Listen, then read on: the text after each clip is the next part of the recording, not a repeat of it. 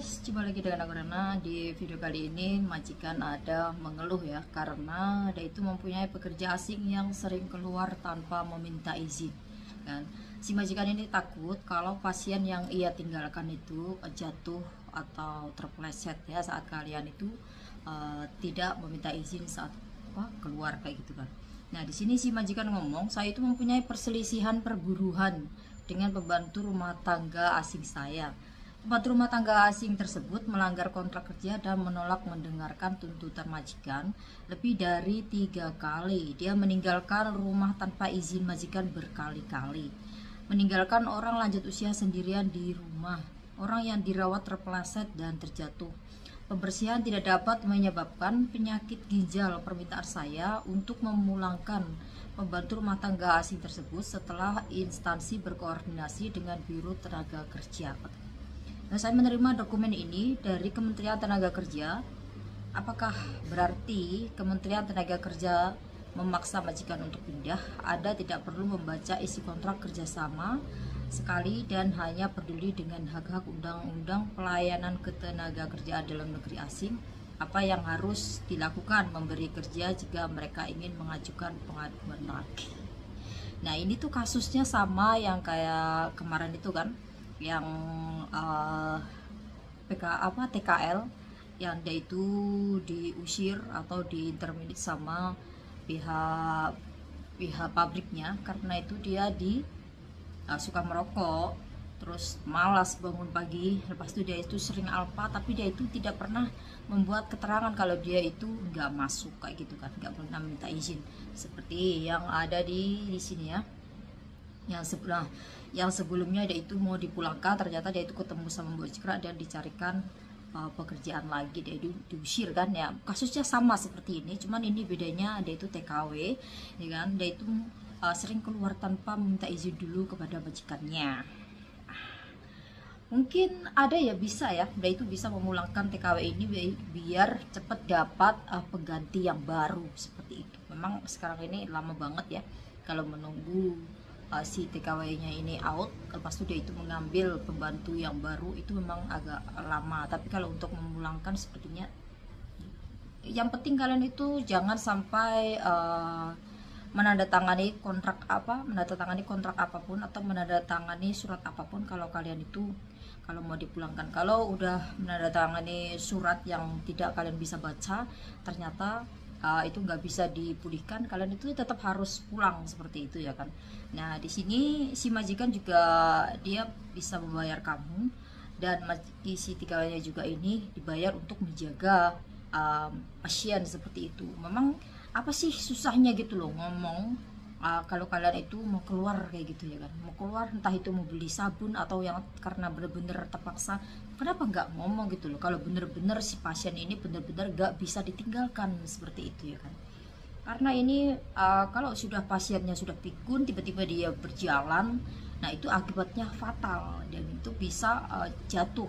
Nah, di sini posisinya aku bukan menyalahkan si mbaknya atau membela si majikan, enggak, tapi itu juga untuk kepentingan untuk keselamatan kalian juga gitu loh ya, untuk bisa bekerja lebih lama di Taiwan. Kalau kalian itu memang benar-benar butuh kerja, ingin lama di tempat majikan itu ya, apa susahnya gitu loh. Apa susahnya kalian itu kalau mau keluar tinggal ngomong. Mungkin kalau kalian malu atau mungkin kayak enggan gitu ya, masa sih iya aku cuma mau beli pembalut aja, beli sarapan aja harus ngomong. Ya memang kalau nggak ngomong ya kenapa gitu kan. Kalau ngomong juga kenapa, tinggal ngomong aja, bos bisa nggak saya itu keluar sebentar mau beli sarapan, atau aku lagi mau datang bulan beli pembalut buru-buru, kan bisa seperti itu. Jadi si majikan itu bisa menggantikan. Mungkin kalau ada monitor, kalau ada kamera yang melihat, is okay, majikan itu tahu itu kegerakan, itu mungkin dia bisa ngomong lewat kamera gitu kan, jangan bangkit karena itu si mbaknya nggak ada, kan seperti itu bisa gitu loh. Jadi si majikan juga perlu menjaga orang tuanya agar tetap sehat kayak gitu kan. Tiba-tiba kalian keluar tanpa meminta izin, dan itu juga ada ya. Yang kemarin itu ditinggal pasiennya itu sampai jatuh, lepas itu sampai hingga seperti ini, itu juga ada. Jadi kalian itu harus mengantisipasi ya kan.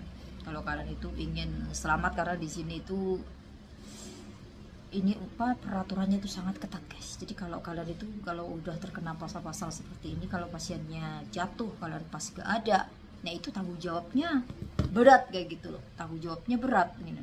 Jadi kalian itu kalau entar si yang majikan lain itu tahu kalau kalian itu punya histori seperti itu, dia juga akan takut gitu loh mengambil kalian. Jadi itu harus sangat hati-hati, apalagi kalau kalian itu menjaga orang tua yang pikun, lagi tiba-tiba dia itu sebenarnya dia masih tidur, terus kalian itu ingin keluar karena terburu-buru, nggak taunya dia udah bangun kayak gitu. Takutnya seperti itu ya guys.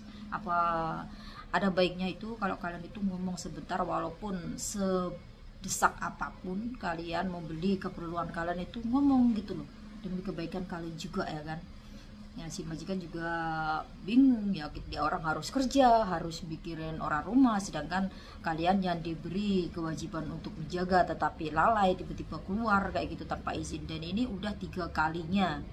Ya mungkin kalau majikannya masih, kalau pasiennya masih sehat, masih bisa diomongin, maksudnya nggak terlalu bandel-bandel amat gitu kan, is okay. Tapi kalau udah neneknya bandel, udah tiba-tiba dia kayaknya udah tidur pas kita tinggal, ternyata dia itu bangun. Nah itu seperti itu, banyak sekali itu ya orang tua Taiwan itu penyakitnya itu lebih aneh gitu loh, yang kayak di Indonesia kayaknya penyakitnya itu gak aneh-aneh seperti itu. Aku juga heran gitu loh, itu sampai dia mukul-mukul orang tuh banyak sekali kayak gitu ya kan. Jadi ya kalian itu harus hati-hati kayak gitu. Kalau kalian itu pengen awet kerja di Taiwan, ya diperbaiki pekerjaannya. Itu sampai ditegur 3 kali loh, ditegur 3 kali ya guys, bukannya sekali 2 kali, di 3 kali. Nah, kalau si masnya juga dia itu ditegur 5 kali. Nah tapi dia itu di sisi lain dia itu ngomong kalau si masnya juga dia itu ditegur 5 kali. Nah tapi dia itu di sisi lain dia itu ngomong kalau dia itu dilaporkan merokok di pabrik kayak gitu kan. Nah terus di sisi lain teman-teman yang ngomong kalau itu memang nggak bisa dibangunkan gitu, dia itu sering alpa, malas kerja, malas bangun pagi seperti itu. Tapi kalau si mbaknya ini masih di pihak si majikannya juga, karena kalau pihak si mbaknya juga nggak ada kejelasan, karena ini keluhan si majikan ya, keluhan si majikan, dia itu sering keluar tapi kurang tahu juga, karena biasanya orang Taiwan tuh suka seperti itu ya, kadang tidak melakukan hal-hal yang tidak diinginkan atau hal-hal yang bukan seharusnya. Itu biasanya kan bicarakan seperti itu, suka menambah-nambahin cerita gitulah istilahnya ya. Jadi nggak terlalu percaya amat seperti itu. Ini cuman dia itu ngobrol di grup seperti itu, di grup majikan sama agensi. Dia bilang, dia berkeluh ya, dia mengeluh kalau si Mbak TKW ya ini sering keluar 3 kali dan udah ditegur, tapi tetap aja dia itu keluar tanpa izin saat pasiennya itu di kamar kayak gitu. Mungkin nggak ada, mungkin berdua atau bagaimana, kurang penjelasannya. Tapi intinya kalian kalau nggak mau dipulangkan, pokoknya jangan menandatangani surat-surat yang kalian itu tidak tahu artinya seperti itu kalau ingin tidak pulangkan. Ya kalau majikannya nggak mau, ya udah kamu tinggal, ya udah gak apa-apa. Kalau nggak mau ya pindah aja ke agensi. Tapi itu kalau di agensi ya, aku pernah itu bukan sekali 2 kali, kalau udah bermasalah sama majikan ya kan, kalau agensi udah marah, udah gak suka, itu bakalan lama banget dicarikan majikan, bener banget, itu bakalan lama banget. Nah ini kita akan lihat komen-komennya yang di bawah ini, itu aku juga lihat dulu. Nih jawabannya guys. Melanggar kontrak kerja lah, kita aja kerja nggak di luar job gitu kan. Betul sekali, dan kita diem aja, nggak ada tuntutan apa. Macam pasien merangkap klinik servis, bidan, dokter, chef, sampai pawang hantu pun nebak. Alah, wes gak enak libur, ditambah nggak oleh metu paling ya nggak suwe setengah jam ya kan. Itu pun cari makan ya, nggak ada kepentingan yang lain. Pasien juga tidur, kalau nggak terima ya jaga sendiri gitu ya.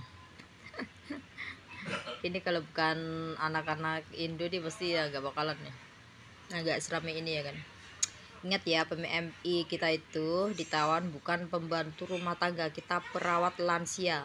Kalau pembantu rumah tangga berarti kita harus mengerjakan semua pekerjaan rumah. Beda dengan perawat lansia, job kita tertulis. Realitanya Padahal semua kita banyak yang lain gak didapetin, Mbak. Iya bener, di job tertulis kita perawat lansia ya. Jika kita dipekerjakan di luar job, kita jangan mau, kita cukup fokus ke pasien, selebihnya kita bisa menolak ya.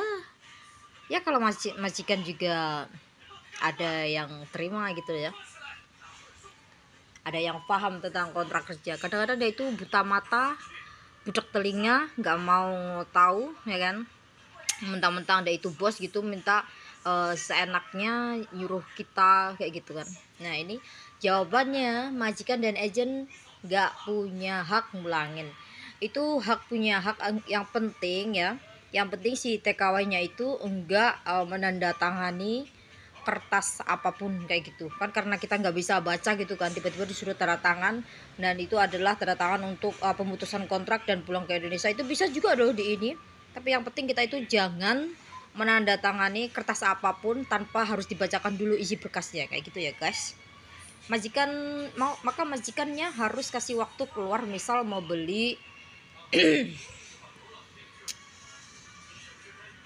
mau beli barang kan nggak mungkin keluyuran seharian. Kalau mau langin ya nggak bisa lah gitu. Gimana dengan aku yang tiap hari keluar nyari makan, ada keperluan lain, bahkan suka sampai 2 jam, tapi aku keluar di saat pasien tidur karena nggak ada yang jaga ya. Enggak, soalnya tiap keluar izin walaupun lewat LAN.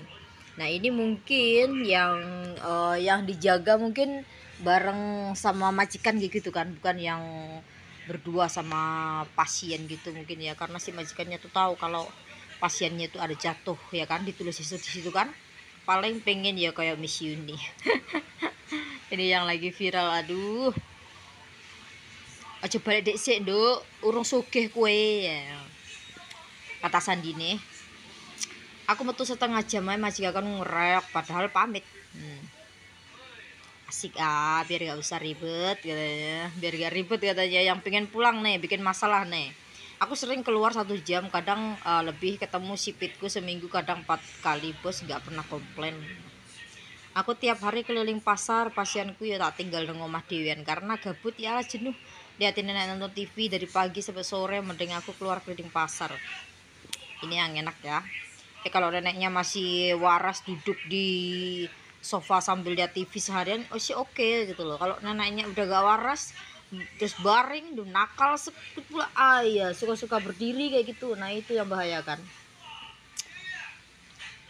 Aku keluar paling lama 30 menit tok, itu pun pulang cuman kirim uang gitu. Aku keluar dibatasin cuman 20 menit, nyepedah PP aja 15 menit.